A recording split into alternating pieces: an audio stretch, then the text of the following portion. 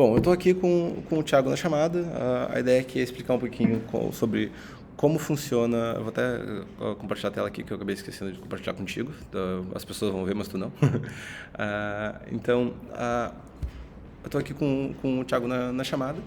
A ideia aqui é explicar um pouco sobre o que foi feito com relação à nossa migração com a AWS. Então, a ideia aqui é explicar. Até o exato momento, a gente tem todo o nosso back-end rodando no Heroku. Tá? O Heroku ele é uma abstração que ele por baixo usa AWS, mas ele orquestra os serviços para a gente com muito mais flexibilidade, muito mais simples. Então ele faz o auto-scaling para a gente, ele gerencia o banco de dados, ele faz manutenção do banco de dados para a gente. Então ele faz várias coisas por nós. Só que ele cobra por isso, então ele é muito mais caro do que utilizar o serviço da AWS por padrão.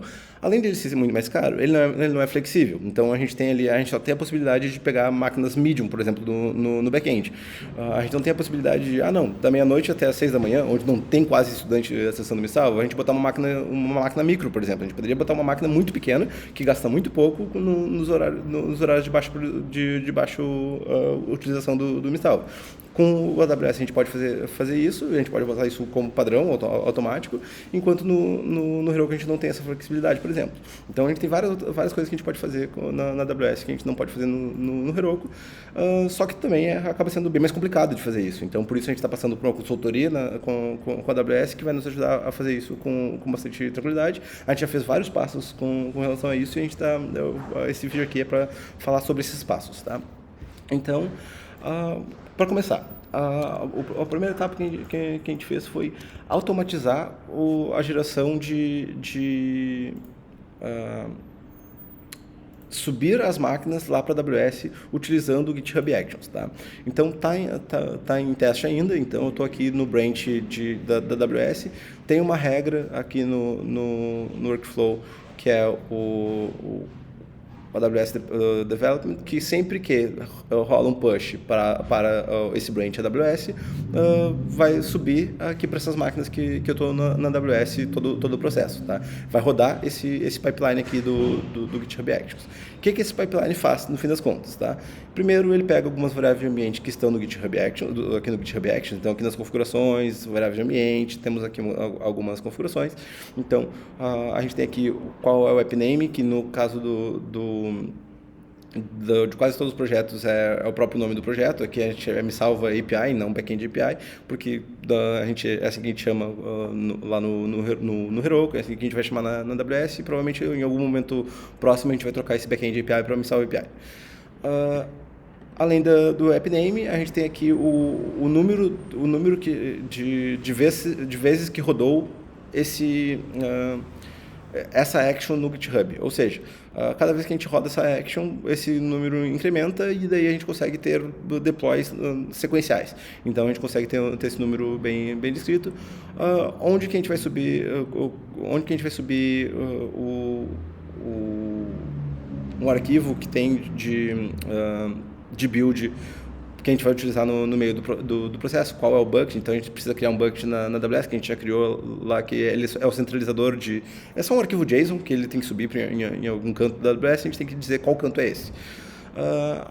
As chaves da AWS, então qual é o ID da conta e qual é a chave de acesso a essa conta e qual é a região que a gente está acessando na AWS. Por padrão, a gente usa hoje em dia todas os ambientes de produção a gente bota em São Paulo para ter uma latência menor. Todos os ambientes de desenvolvimento, de QA, a gente bota a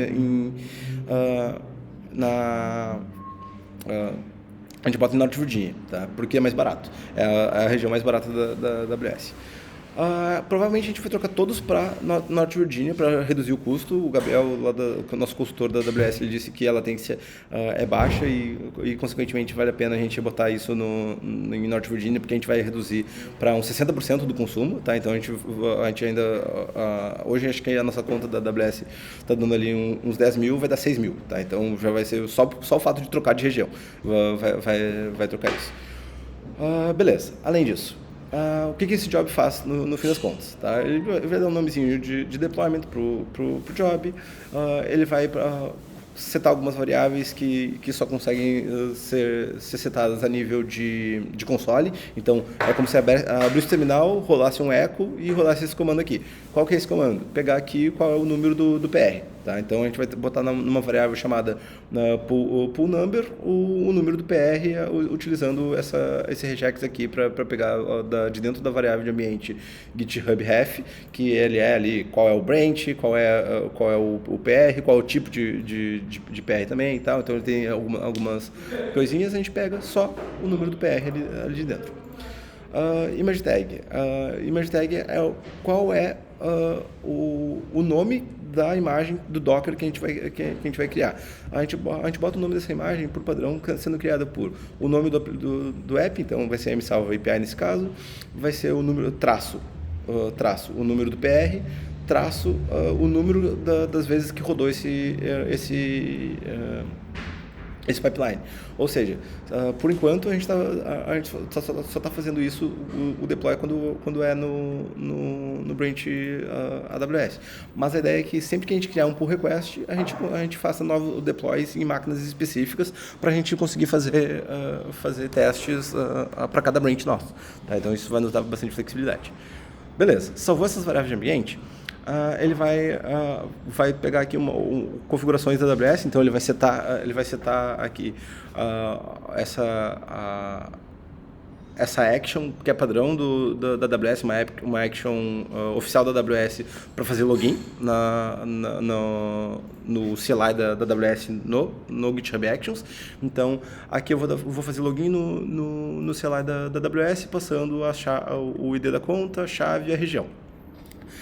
Daí eu vou fazer especificamente login no ECR, que é o Elastic Container Registry. O Elastic Container Registry ele é o nosso repositório de imagens Docker. Tá? O que isso quer dizer? Sempre que a gente cria uma imagem do nosso sistema, a gente sobe essa imagem como se fosse um zip para o repositório da AWS, como se fosse o GitHub de Docker. Tá? Então, se a partir daqui a gente quiser, numa máquina vazia, que só tem Docker instalado, dar um git pull nesse Docker, a gente tem a máquina do backend rodando lisa. Tá? Então, essa é a vantagem do Elastic Container Registry. Então, a gente faz login no ECR. Depois de fazer o login no ECR, essa aqui, de fato, é a etapa de deploy para o ECR. O que ela faz? A gente está só botando uma variável de ambiente que vai funcionar dentro desse espaço aqui, que é a mesma imagem que foi gerada aqui. Então, tipo, a gente, nessa etapa, a gente gerou uma variável local. O nome desse step foi localvars. Daí a gente gerou uma variável local para esse step e a gente agora botou essa variável dentro de uma env-var desse step aqui. Tá? Então, esse step aqui tem a variável de ambiente do step localvars, que tem a output image tag. Tá? Então, basicamente, estou pegando as saídas desse step e botando como variável de ambiente desse step aqui.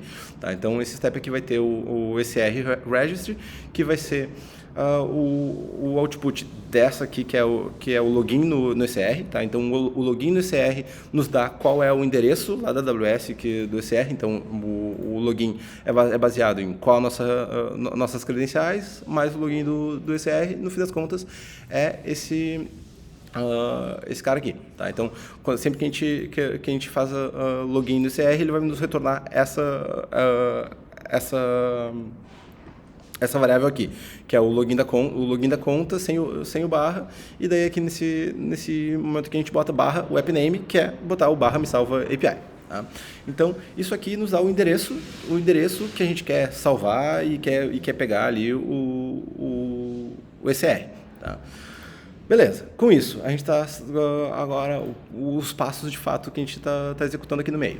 A gente está dando um eco num arquivo, então aqui a gente tem aqui um arquivo que EBS config, que é um arquivo que vai subir lá para o S3, porque para fazer um deploy no Elastic Beanstalk não dá para simplesmente dizer, faz o deploy desse container. Tem um passo mais chato no meio, que é tipo, bota isso num arquivo de faz deploy desse container no S3 e depois disso, segue as regras desse S3. Ficou claro isso, porque isso aqui é a parte mais, tipo, gambiarrosa ali da AWS, eu acho. Tá. Então, mas em resumo é isso. Assim, tipo, a gente em vez de a gente dizer, faz deploy aí para mim do Elastic Beanstalk, a gente guarda o comando no S3 e depois diz, lê esse comando. Beleza. O que esse comando diz? Esse comando diz... qual é a versão do Docker, então tipo, tá aqui sempre a 1, bota o nome da imagem do Docker, ali, o caminho completo do Docker, qual que é a regra para fazer o update e qual que é a porta que vai ouvir isso fora do container e dentro do container. Então, o nosso sistema, por padrão, ele roda o back-end na porta 3000. Então, dentro do container ele vai estar rodando na porta 3000, para fora do container a gente vai estar rodando na porta 80, que é a porta padrão sem HTTPS, tá? Sem certificado de segurança. Beleza. Só criei esse arquivo, não fiz mais nada, tá? Eu só criei esse arquivo e coloquei como se ele estivesse na raiz do projeto, tá? Depois disso, eu crio uma build do Docker, tá? Então, isso aqui é Docker puro. O Docker vai fazer uma build colocando o nome da build como sendo o nome do ECR. Então, o nome da build vai ser isso aqui, tá? Vai ser o nome do nosso endereço ECR / me salva API. A gente vai atrelar também uma tag de /latest nele também. Então a gente vai dizer, esse aqui é a última versão oficial dessa imagem. Tá? Então é como se a gente estivesse pegando uma dependência qualquer ali, seja de Ruby, seja de Node ali, sempre que tu dá ali um gem install da dependência, tu pega a última versão, tu pega a latest dela. Então a gente pode definir, eu não quero pegar a versão latest, eu quero pegar a versão X, porque essa versão eu sei que não estava com bug. Se eu quiser dar um rollback, eu posso voltar para essa versão específica. Tá? Então esse aqui nos dá a versão atual e esse aqui nos dá a versão latest.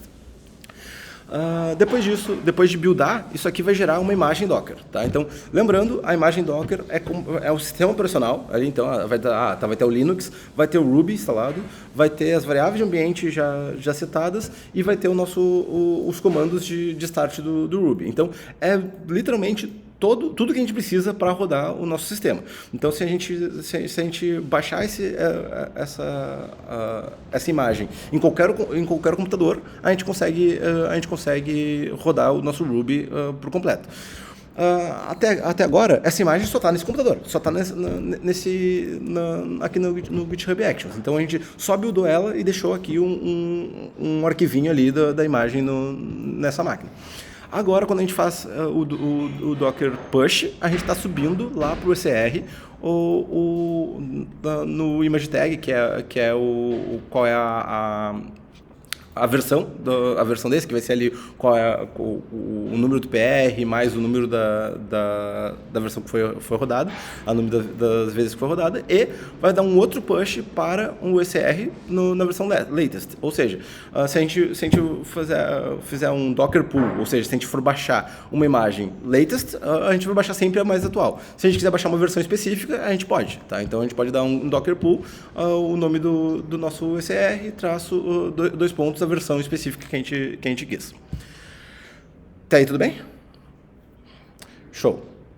Depois a gente só está setando aqui uma variável para fora, que nem a gente fez lá no outro step. Depois disso, depois de subir o ECR, ou seja, a gente só subiu o Docker lá no Docker Registry, então no Container Registry. Então a gente tem uma imagem buildada em algum lugar.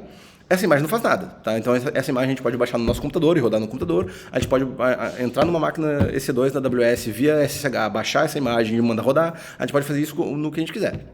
Mas é só uma imagem que está parada. Ah, depois dessa imagem tá lá já no ECR, a gente pode subir essa imagem. Agora o que a gente vai fazer é subir o comando lá do S3. Então a gente vai subir esse comandinho aqui que a gente criou aqui em cima. A gente pode até tocar esse comando aqui para baixo, vai dar na mesa, acho que é melhor botar aqui, centralizar ele aqui.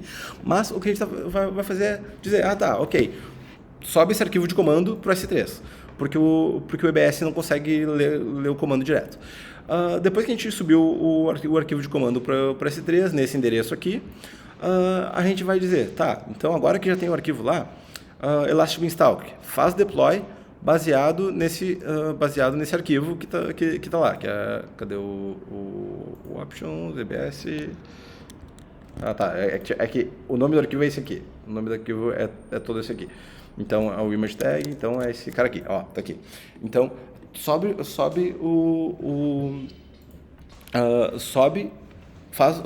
as máquinas, sobe os clusters baseado nesse arquivo. Então, tipo, cria uma versão uma nova versão do EBS com o nome do app name, ou seja, me salva API. O nome da versão vai ser a versão da tag, então vai ser aquele /pr, barra o número da versão que rodou, e o arquivo que é para se basear está lá nesse S3 aqui. Então é o S3 e o arquivo é o que a gente acabou de criar aqui. Então esse é o arquivo de comando. Depois que mandou criar essa versão, vai dizer, tá, beleza, já criou uma nova versão para mim, né? Agora torna essa versão oficial. Então dá um update na versão dizendo, essa aqui é a versão oficial, então eu estou dando um update no environment a partir disso. Depois já te cumprimento que eu estou gravando o videozinho aqui. Beleza. Então, esse aqui é todo o passo a passo para fazer o deploy para a AWS. Então, nisso a gente criou o container, subiu o container para o ECR, subiu um arquivo de comando para S3 e disse para o Elastic Beanstalk que roda os comandos que estão nesse arquivo S3. Nisso, o EBS vai fazer todas as configurações. O Elastic Beanstalk vai fazer todas as configurações. Vamos para a AWS para ver exatamente essas coisas que aconteceram, tá? Então, na AWS, a gente criou, lá no passado, a gente já tinha criado ali um repositório para o MiSalve API. Então, sempre que a gente faz esse deploy aqui, a gente está atualizando esse repositório aqui. Se a gente for olhar esse repositório, ele está sem nenhuma imagem, tá? Ele não tem nenhuma imagem criada nele, porque eu já fiz tanto teste nela que eu já apaguei várias coisas aqui. Se eu mandar rodar de novo a action, talvez até ele vai. Acho que ele deu erro da última vez, porque... vamos ver, eu vou... já tinha a versão. Então eu vou até apagar a versão aqui se tiver no Elastic Beanstalk, daí para garantir que a gente consiga rodar de novo. Então, apagar as versões, aqui, apagar...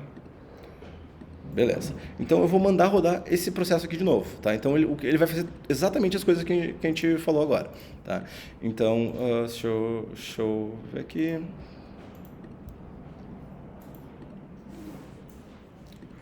AWS. Ó, tá rodando o processo, tá? Então, aqui ele está fazendo exatamente os jobs que a gente comentou. Ele tá, vamos esperar ele dar os primeiros passos aqui, que daí aparece pra gente pelo menos os steps. Ó, tá aqui. Ele já fez os steps de configuração, de login no CR, agora ele está fazendo a build do Docker. Então, isso aqui são os mesmos feedbacks que tu teria se tu rodasse Docker build na tua máquina, tá? Então, teria os mesmos feedbacks que teria. Depois que ele gerar a build do Docker, ele vai subir a versão pro ECR, depois pro Elastic Beanstalk e assim por diante. Ó, aqui não tem nenhuma imagem. Logo mais vai aparecer uma imagem aqui no ECR, porque vai ser feito o deploy para ela. Depois disso, vai entrar aqui pro Elastic Beanstalk uma nova versão. Então ele vai começar a carregar aqui que ele está subindo uma nova versão, e o nome da tag vai ser essa, MiSalve API, o número do PR, o número da vez que rodou esse job. Beleza. Alguma dúvida até aqui?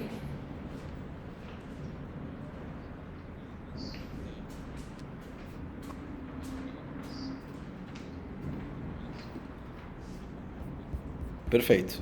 Perfeito.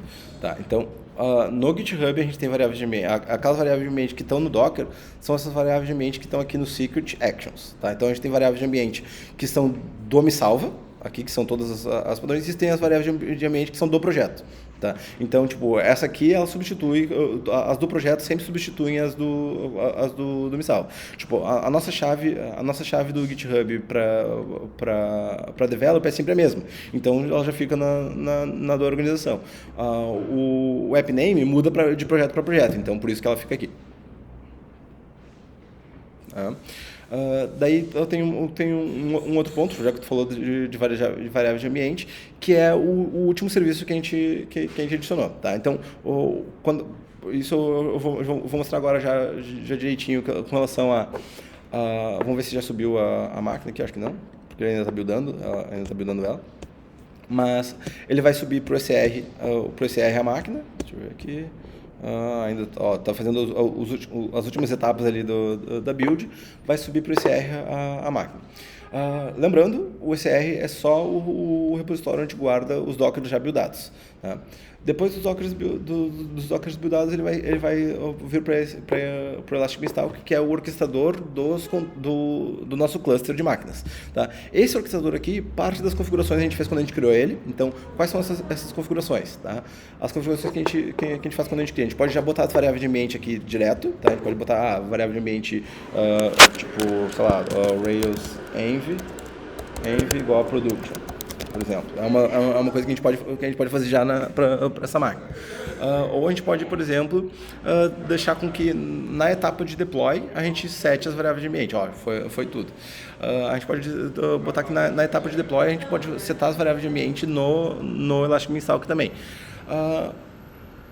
Vamos ver aqui se foi. O ECR é para ter agora uma nova versão. Vamos ver.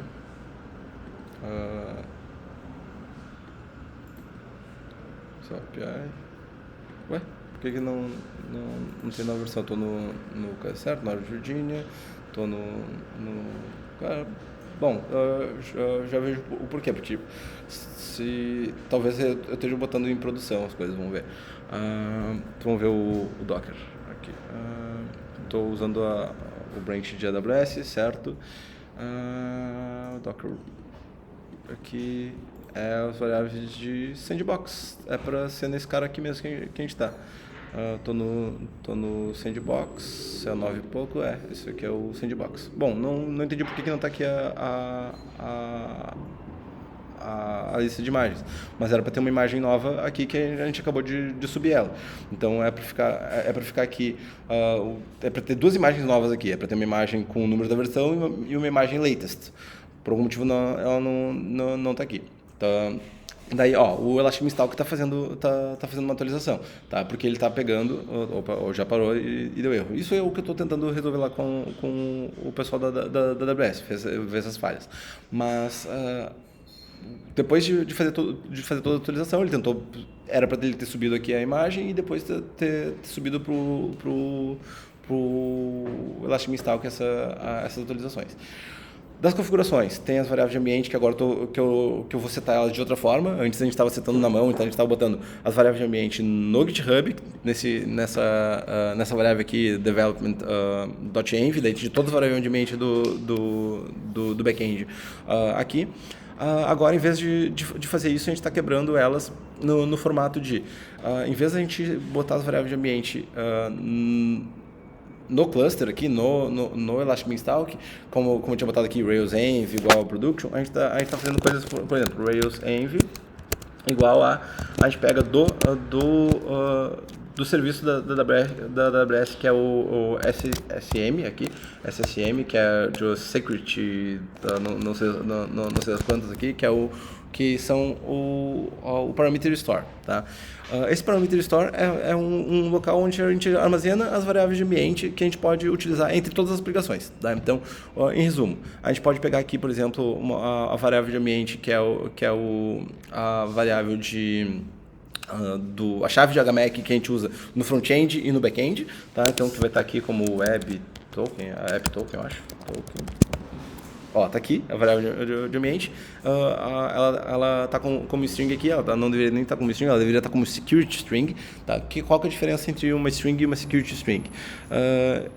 Por exemplo, admin invite URI. É uma variável de ambiente que vai estar dentro aqui já tem a variável de ambiente, tanto do back-end quanto do admin dashboard do front-end, tá? Eu já fiz o teste para os dois. Então, esse aqui é uma variável de ambiente do back-end, mas, tipo, é só um caminho de URL. Tudo bem que ele fique à mostra para qualquer pessoa que acessa esse repositório, porque é até bom que ela saiba para qual caminho que vai enviar.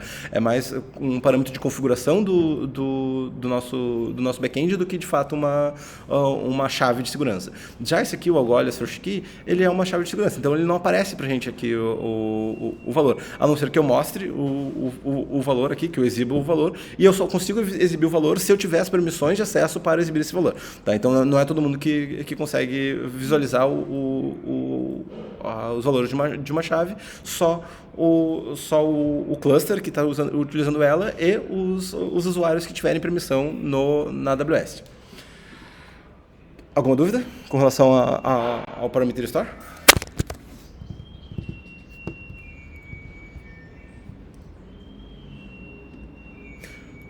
A ideia é que todos agora vão ficar no cluster, tá? Quer ver? Eu vou pegar aqui como é que tá no admin. O admin só está em produção. Depois eu mostro ali então como é que fica as variáveis de ambiente em produção.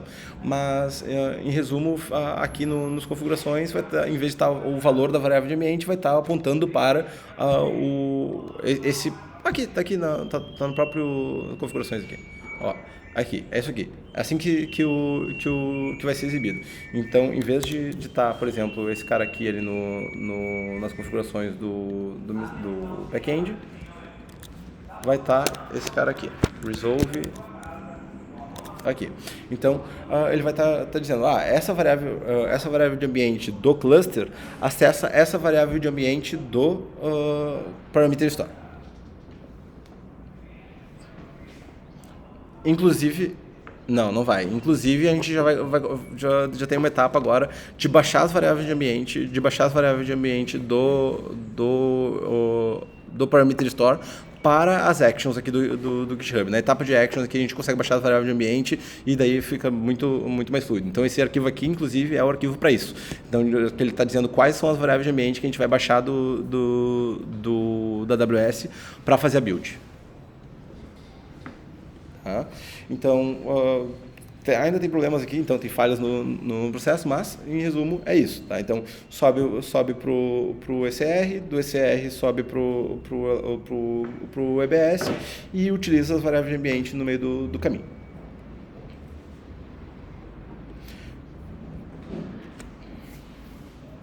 Isso. Daí a última coisa que tem daí é específico no back-end é a questão do banco de dados. Então aqui no banco de dados, se a gente for ver as configurações aqui, a gente vai ter aqui um banco de dados específico para o back-end, que vai ser um Postgres, que ele vai ser administrável tanto pelo cluster, quanto fora também, se a pessoa tiver o security group correto.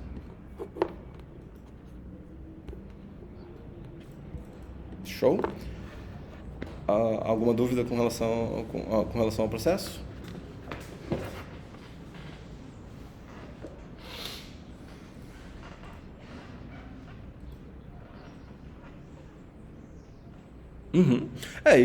Com certeza. E parte desse vídeo aqui também é parte dessa documentação. Deve acompanhar, esse vídeo deve acompanhar esse fluxograma, concordo plenamente. Então, show, galera. Então, para quem está assistindo esse vídeo depois, a ideia aqui era ter esse resumo sobre como funciona o nosso deploy na AWS nesse novo formato, depois da consultoria ali com a AWS. Então, isso vai nos dar mais flexibilidade, inclusive ali, se a gente for olhar no Elastic Beanstalk, a gente consegue definir, vou até pegar aqui para mostrar as coisas, eu já mostrei em outro vídeo e tal, mas como a gente estava fazendo um resumão desse vídeo aqui, acho que vale a pena mostrar também. Além das variáveis de ambiente que a gente pode configurar aqui, a gente pode, por exemplo, configurar quais são as regras de scaling, tá? Então, tipo, a gente está aqui por padrão tendo uma máquina do tipo do T2 micro, que nem é melhor para a gente botar aqui, é melhor T3A. Aqui, então, e vai ser sequencial sempre. Então, tipo, ele vai pegar a máquina T3A, micro, depois ele vai pegar a small, depois vai pegar a medium. Tá? Vai ser na sequência que eu determinei. Então, micro, small e medium. Daí, por que T3A e não T2? Porque ela é mais barata e mais rápida, tá? Então ela tem um processador um pouquinho melhor, ela é uma versão mais atualizada da AWS, por padrão eles botam T2 porque a T2 ela tá dentro do free tier deles, tá? Mas não precisa ser T2, essa aqui é a melhor pra gente. Então, qual que vai ser a regra aqui? Tem de 1 a 4 máquinas, tá? Então ele vai tentar fazer... o backend começou a ter muita requisição de estudante chegando no Missal. Ele bota uma segunda máquina T3A micro. Ainda tem muita gente acessando, precisa de mais máquina. Bota uma terceira, uma quarta. Chegou no limite de quatro máquinas, ele não vai tentar botar uma quinta, porque a gente determinou aqui que o limite é 4. Mas ele vai tentar aumentar o tipo de máquina. Então ele vai tentar de T3A micro para T3A small. Então ele vai pegar uma máquina um pouquinho mais potente, daí ele vai trocar essas 4 máquinas por uma máquina.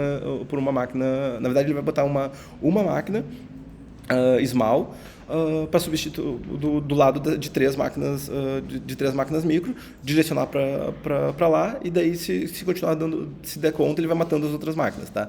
Qual que é a regra de subir uma máquina ou matar uma máquina? A gente escolhe, tá? Então a regra aqui, pode ser por causa de processamento da CPU. Eu normalmente acabo utilizando esse aqui quando a gente não tem as regras bem claras ainda. Então, tipo, eu quero que ele suba uma máquina quando está em 80% de processamento de CPU e 20% de processamento, se for processamento, né, aqui, percentual.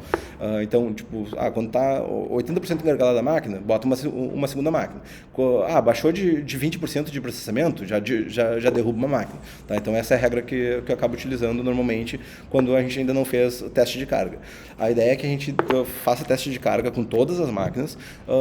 O teste de carga vai nos apontar que a máquina começou a engargalar quando a gente tinha acesso demais, quando a gente tinha o processamento demais, ou quando a gente tinha alguma coisa em específico. Daí a gente troca essa regra. A coisa mais importante pra gente não é a CPU, a coisa mais importante pra gente aqui é, sei lá, tipo, network out. Então a gente troca essa regra de acordo com o nosso teste de carga. Beleza?